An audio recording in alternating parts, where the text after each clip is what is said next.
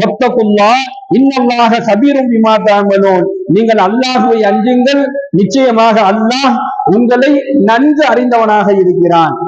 இந்த உலகத்தில் ஒரு மனிதனை யாரும் அறிந்து கொள்ள முடியாது.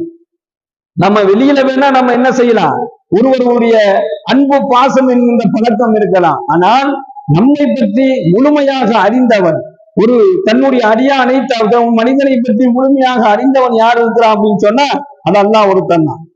அதனாலதான் அல்லாஹ் சொல்றான் வத்தகுல்லாஹ், என்ன நீங்க அல்லாஹுவை அஞ்சுங்கள், இன்னல்லாஹ கபீரும் பிமா தஅமலூன், நன்கு அறிந்தவனாக நான் இருக்கின்றேன். அல்லாஹ் எல்லா இடத்திலையுமே என்ன செய்யறான், நம்மை கண்காணிக்கக்கூடியவனாகவும் நம்மை பார்க்கக்கூடியவனாகவும் இருக்கிறான்.